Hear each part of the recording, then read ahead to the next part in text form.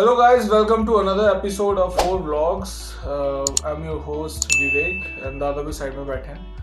So आज की video again बहुत ही स्पेशल होने वाली है. बेसिकली एक Q&A वीडियो है जिसमें मैं कुछ सवाल पूछूंगा जो कि मेरे पर्सनल और जितने भी मीटियोर ओनर्स हैं या जितने भी मोटरसाइकिल ओनर्स हैं उन सभी के कुछ बेसिक क्वेश्चंस मैं लेके आया हूँ.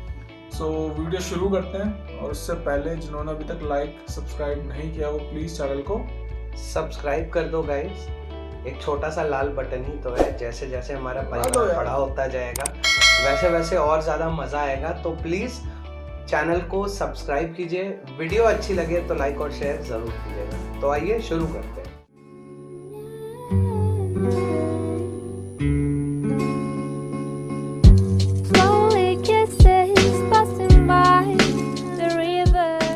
तो आइए शुरू करते हैं एक और चाय पे चर्चा दादा के साथ. तो कुछ बहुत ही बेसिक मगर बहुत ही इंपॉर्टेंट क्वेश्चन मैं लेके आया हूँ जो कि आई गेस सभी के डाउट क्लियर हो जाएंगे आज. सो दादा विंटर्स आ गई हैं और विंटर्स आ गई हैं तो फॉर सी बात है हमें भी और हमारी व्हीकल को भी फर्क पड़ेगा. बिल्कुल पड़ेगा. तो कुछ बेसिक क्वेश्चन लेके आया हूँ. तो सबसे पहला और सबसे इम्पोर्टेंट क्वेश्चन है कि ये रस्टिंग से कैसे बचाएं बाइक को. अच्छा ठीक है. तो अगर मैं सही हूं तो आप ये मुझसे पूछ रहे हो कि बाइक को विंटर में रस्टिंग से कैसे बचाना है. हाँ. तो गाइस पहली चीज देखिए, समझने वाली बात यहाँ पे ये है कि विंटर अपने आप में एक मॉइस्चर वाला सीजन होता है.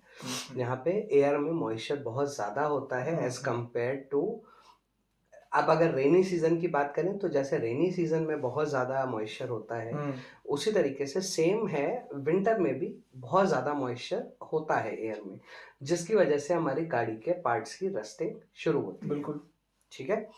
तो पार्ट्स की रस्टिंग को रोकने के लिए बहुत ही आसान सा प्रोसीजर है.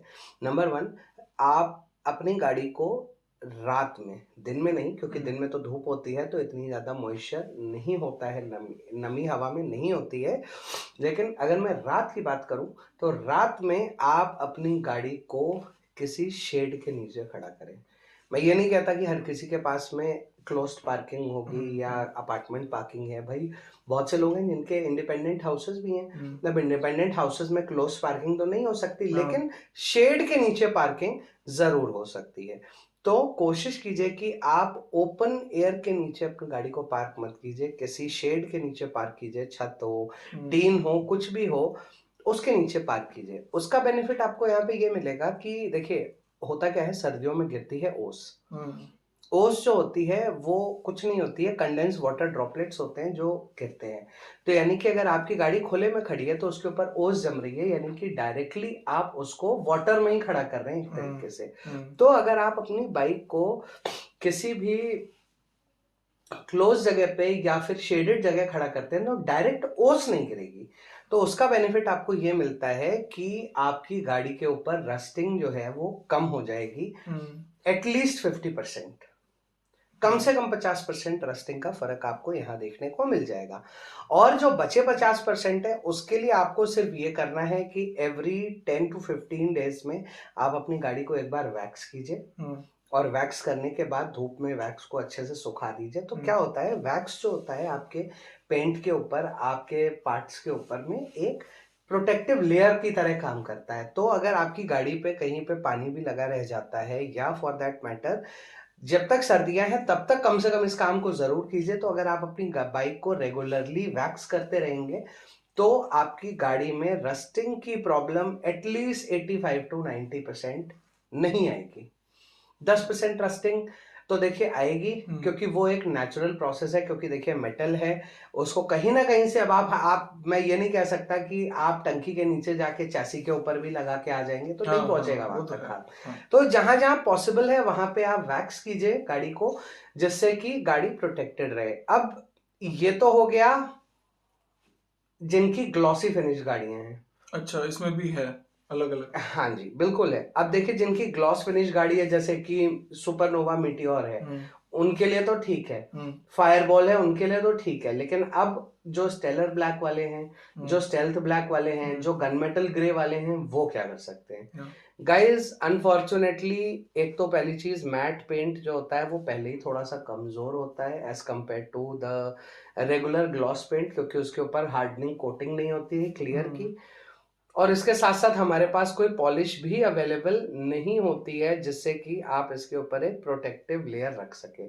तो मैट पेंट को प्रोटेक्ट करने की सिर्फ एक ही सोल्यूशन मैं आपको दे सकता हूं कि आप प्लीज अपनी गाड़ी को शेडेड प्लेस में रखें, और जब भी आप राइड करके आते हैं रात को सोने से पहले, मतलब जैसे आप मान लीजिए अभी शाम को 4-5 बजे राइड करके आए हैं, तो आपकी गाड़ी को ठंडा होने के लिए कुछ टाइम चाहिए।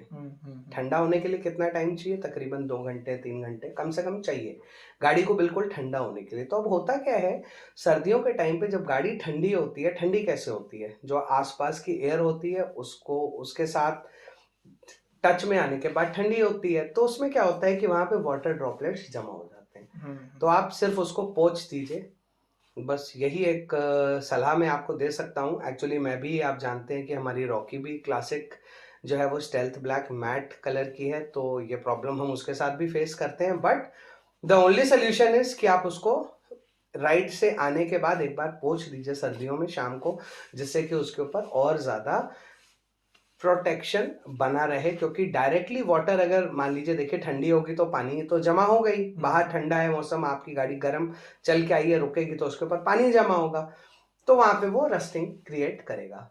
तो मैट पेंट्स के लिए सिर्फ यही एक सोल्यूशन है, और ग्लॉस पेंट्स के लिए आप हर 15 दिन में एक बार खाली आप गाड़ी को प्रॉपरली वैक्स करते रहिए, प्रॉब्लम नहीं आएगी। ठीक है। और एक और क्वेश्चन था कि विंटर्स में मीटियोर्स, तो मीटियोर ओनर जानते हैं कि वो तो बैटरी से ही सारा काम चलता है, तो ऑप्टिमम जो इसकी जो परफॉर्मेंस के लिए, परफॉर्मेंस अच्छी करने के लिए विंटर्स में क्या क्या तरीके हैं और इससे कैसे बचना है फिर? ठीक है, तो गाइस आप इस क्वेश्चन को थोड़ा सा मैं चेंज कर देता हूं। तो मैं इस क्वेश्चन को सिर्फ मीटियोर ओनर्स के लिए नहीं रखता हूं, अब हिमालयन भी सिर्फ बैटरी ऑपरेटेड है, 650 भी सिर्फ बैटरी ऑपरेटेड है, कॉन्टिनेंटल जीटी भी बैटरी ऑपरेटेड है, और क्लासिक नेक्स्ट जेन भी है। तो गाइस पहली चीज ये कि सर्दियों में अगर आपको ऑप्टिमम परफॉर्मेंस चाहिए, तो पहली चीज तो जो मैंने आपको लास्ट वीडियोस में मैंने वो बैटरी स्प्रे दिखाया था, वो आप जरूर लगा के रखिएगा। चेन को प्रॉपरली लूब्ड रखिए। चेन जो है सबसे पहले रस्ट करती है सर्दियों में, क्योंकि मॉइस्चर बहुत ज्यादा होता है। चेन को प्रॉपरली क्लीन एंड लूब करके रखिए। तीसरी चीज, गाड़ी को कोल्ड स्टार्ट जरूर करना है, यानी कि अगर आप मान लीजिए आप सुबह ऑफिस जाने वाले हैं, तो आप सुबह आइए और 2 मिनट पहले 3 मिनट पहले अपने स्केड्यूल से घर से निकलिए, जिससे कि आप अपनी गाड़ी को एटलीस्ट 2 मिनट के लिए स्टार्ट छोड़ दीजिए विदाउट एक्सेलरेशन। इसका बेनिफिट क्या होगा कि इंजन जो होता है वो थोड़ा सा वार्म अप हो जाता है, और जो ऑयल होता है, जो आपका इंजन ऑयल होता है, वो नीचे संप में इकट्ठा हो जाता है। तो पंप को तकरीबन 1 से 2 मिनट लगते हैं पूरे इंजन को अच्छे से लुब्रिकेट करने में। अगर आप वो लुब्रिकेशन प्रॉपर नहीं करेंगे और आपने जैसे चाबी घुमाई, स्टार्ट करी और तुरंत लेके निकल गए, तो उसका ड्रॉबैक आपको लॉन्ग रन में ये मिलेगा कि इंजन की लाइफ कम हो जाएगी, इंजन आपका माइलेज कम देगा, और अनइवन वेयर एंड टियर भी होगा। ये स्टडीज में क्लियरली आया है कि अगर आप अपनी गाड़ी को कोल्ड स्टार्ट करते हैं तो ये काम आप जरूर करें। जैसे मैं भी ऑफिस जाता हूं, तो मैं जब यहाँ से सुबह निकलता हूं तो 2 मिनट 3 मिनट में पहले गाड़ी को स्टार्ट करके छोड़ देता हूं, जिससे कि गाड़ी वार्म अप भी हो जाती है, तो थोड़ा सा परफॉर्मेंस भी बेहतर आता है। और उसके साथ जैसे जब मैं शाम को ऑफिस से निकलता हूं, तो भी मैं 1 से 1.5 मिनट के लिए कम से कम, क्योंकि 8-9 घंटे फिर हो चुके होते हैं, आप ऑफिस में 9 घंटे होते हैं, तो 9 घंटे बाद जब आप ऑफिस से निकलते हैं तब तक फिर से सारा ऑयल ड्रेन होके नीचे आ चुका होता है। तो आपने 2 मिनट के लिए अगर गाड़ी को स्टार्ट छोड़ देते हैं, कोल्ड स्टार्ट जिसे कहते हैं, तो ये आपको एक बेहतर परफॉर्मेंस देने में over a period of time definitely मदद करेगी। तो विंटर्स में काफी लोगों के साथ प्रॉब्लम आती है, डायरेक्ट स्टार्ट कर देता है फिर गाड़ी झटके देती है। हाँ, वो इसीलिए देती है क्योंकि लुब्रिकेशन प्रॉपर नहीं होता है, और होता क्या है, विंटर्स में जो इंजन ऑयल होता है वो भी आपका थोड़ा सा थिक हो जाता है। तो जिसकी वजह से लुब्रिकेशन पहुंचने में टाइम भी ज्यादा लगता है। तो इसीलिए एक हमेशा ये रेकमेंडेड होता है कि आप करीबन जो है स्टार्ट करने के बाद कम से कम 2 मिनट के लिए गाड़ी को नॉर्मल छोड़िए, जिससे कि गाड़ी में हर जगह ऑयल पहुंच जाए, हर part moving part properly lubricate हो जाए, आप उसके बाद उसके ऊपर लोड डालेंगे। ठीक है। सो एक और क्वेश्चन है जो कि बहुत ही इम्पोर्टेंट है, जो कि मैं मैं काफी गाड़ियों में देखता भी हूँ, नई इवन नई गाड़ियों में भी देखा है मैंने कि जो हेडलाइट्स हैं उनके वहां मतलब नमी इकट्ठा हो जाती है, वो इशू क्या है, उसे उससे कैसे बचना है? ठीक है, तो गाइस देखिए, हेडलाइट्स जो होती हैं बाय डिफॉल्ट ये एयर सील्ड होती हैं। अगर आपकी हेडलाइट में नमी आ रही है तो उसका सिंपल रीजन है कि आपकी हेडलाइट कहीं ना कहीं से लीक है। तो आपकी हेडलाइट लीक है, वरना एक और रीजन होता है कि जो आपने देखा होगा कि हेडलाइट के पीछे एक रबर का कैपिंग लगाई जाती है बल्ब के बाद, वीडियोस में हमने बनाई भी है। हाँ, तो वो रबर कैपिंग या तो लूज है या फिर वो प्रॉपरली नहीं लगी है। सिर्फ उसी कंडीशन में आपकी हेडलाइट में ये मिस्ट जमा होगा, अदरवाइज ये मिस्ट जमा होने का कोई और रीजन नहीं होता है। लेकिन अगर ये once in a blue moon है तो एक्सेप्टेबल है, लेकिन अगर ये कॉन्टिन्यूसली आपकी हेडलाइट में जमा हो रहा है गाइस, तो ये एक अलार्मिंग सिग्नल है और आपको इसको दिखाना चाहिए अपने सर्विस सेंटर में। क्योंकि अगर हेडलाइट में कॉन्टिन्यूसली फॉग आ रहा है आपके, या पानी के मॉइस्चर जमा हो रहा है, यानी कि आपकी हेडलाइट लीक है, जिससे over a period of time आपका रिफ्लेक्टर ब्लैक पड़ जाएगा और हेडलाइट आपको ऑप्टिमम परफॉर्मेंस रोड पे नहीं देगी। और एक और बहुत इंपॉर्टेंट क्वेश्चन है जिसका लोग में भी ध्यान नहीं देते, और जिन्हें पता है उनके लिए बहुत अच्छा है कि विंटर्स में, गर्मियों का अलग होता है, विंटर्स में अलग होता है कि जो टायर का जो प्रेशर होता है वो कैसे मेंटेन करके रखना है, कितना मेंटेन करके रखना है। ठीक है, विंटर्स का क्या है गाइस? देखिए, दो चीजें हैं, tyre pressure under any condition, क्या वो विंटर हो गया और क्या वो समर हो गया, वो हमेशा सेम होना चाहिए। ठीक है, अब जो हमारी नॉर्मल एयर होती है वो सर्दियों में बहुत ज्यादा कॉन्ट्रैक्ट करती है और गर्मियों में बहुत ज्यादा एक्सपैंड करती है। अच्छा, तो अगर आपके शहर में पॉसिबिलिटी है जहां पे आप अपनी गाड़ी में नाइट्रोजन डला सकते हैं, तो नाइट्रोजन अपनी गाड़ी में all the year round use कीजिए। इसके दो बेनिफिट्स हैं। नाइट्रोजन के बेनिफिट अलॉय व्हील वाली गाड़ियों में ज्यादा मिलते हैं as compare to the spoke wheels.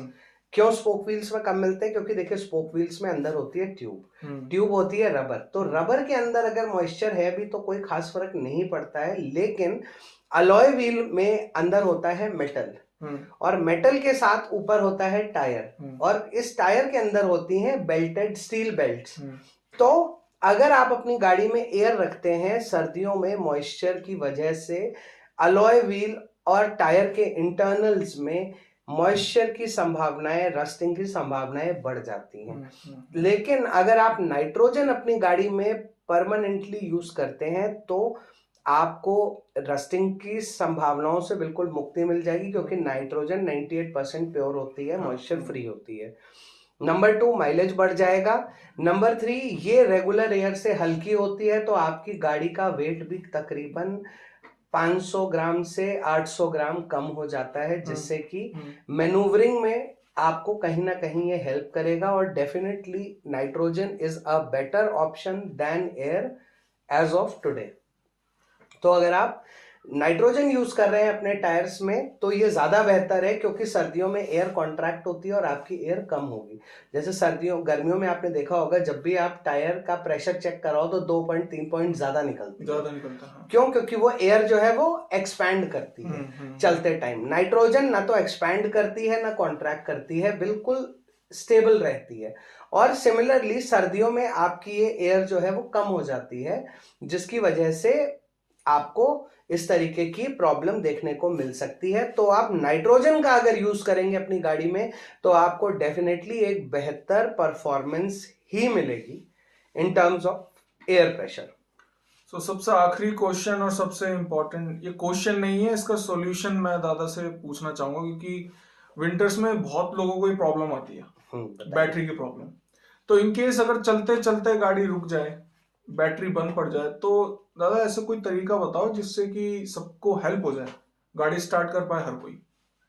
अच्छा, तो गाइस देखिए, विंटर्स आ चुके हैं। आप पहले तो अपनी बैटरी को ना ऑप्टिममली एक बार टेस्ट करवा लीजिए। बैटरी जो होती है एकदम से डाउन नहीं होती है। बैटरी जो होती है आपको स्टार्टिंग में आपको लक्षण देने शुरू कर देती है over a period of time कि अब मैं खराब हो रही हूँ। लेकिन क्या होता है कि हम लोग उस चीज़ को ज़्यादा ध्यान नहीं देते। कैसे नहीं देते? अब बैटरी के वेयर एंड टेयर के वो आपको बताता हूँ मैं कि आप कैसे आइडेंटिफाई कर सकते हो। पहले मेरी गाड़ी हाफ सेल्फ में स्टार्ट होती थी, अब कुछ सेकंड तक सेल्फ को दबाना पड़ता है तब स्टार्ट होती है। ये सबसे बड़ा रीजन होता है। रीजन क्या होता है कि बैटरी उतना ऑप्टिमम करंट एकदम से जनरेट नहीं करती है। बैटरी में होते हैं कई सारे सेल्स, मल्टीपल सेल्स होते हैं, तो उसमें से कोई एक सेल ऐसा होगा जो काम नहीं कर रहा है या उसने परफॉर्मेंस को डिग्रेड किया है। अब उस सेल की डिग्रेडेशन के बाद बाकी सारे सेल्स की भी डिग्रेडेशन शुरू हो जाती है। लेकिन क्या होता है कि हम एज अ राइडर हम उसको आइडेंटिफाई नहीं करते हैं और हम उसको एक्स्ट्रा सेल्फ देख के स्टार्ट करते रहते हैं, तो वहां पे शुरू होती है प्रॉब्लम। तब एक दिन गाड़ी के जब सेल एक के बजाय 2 वीक हो जाते हैं तब बैटरी एकदम से डेड हो जाती है। अब ये तो हो गया एक रीजन। दूसरा रीजन मैंने आपको उस दिन दिखाया था, कैल्सिफिकेशन। कैल्सिफिकेशन भी एक बहुत बड़ा रीजन होता है सर्दियों में।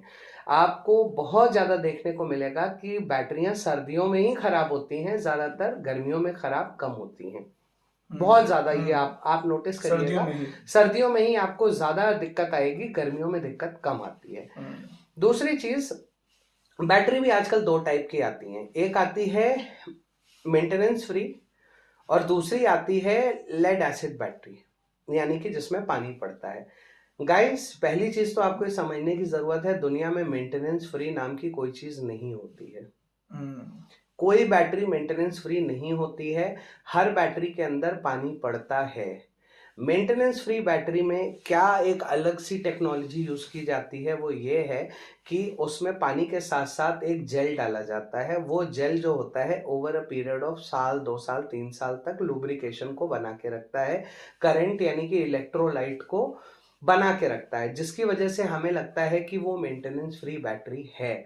लेकिन अगर आपको लगता है कि मेंटेनेंस फ्री बैटरी है, तो फिर मेरा एक सिंपल सा सवाल है, आप अपनी बैटरी के ऊपर देखिएगा, फिर वहां पे वो 6 खोलने वाले बटन्स मेंटेनेंस फ्री बैटरी में क्यों दिए होते हैं? अगर वो मेंटेनेंस फ्री है तब तो वो सील्ड होनी चाहिए, उसमें कुछ भी ना तो आप डाल सको ना आप निकाल सको। लेकिन अगर आप अपनी मेंटेनेंस फ्री बैटरी को भी अंडर वारंटी रिप्लेस कराने जाओगे, तो सबसे पहले वो सारे वो 6 जो ऊपर ढक्कन होते हैं उनको खोलता है, उसके अंदर पाइप डाल के एक्चुएटर से चेक करता है कि इसमें करंट का लेवल क्या है और इसमें इलेक्ट्रोलाइट लेवल क्या है। तो गाइस, बैटरीज मेंटेनेंस फ्री नहीं होती हैं।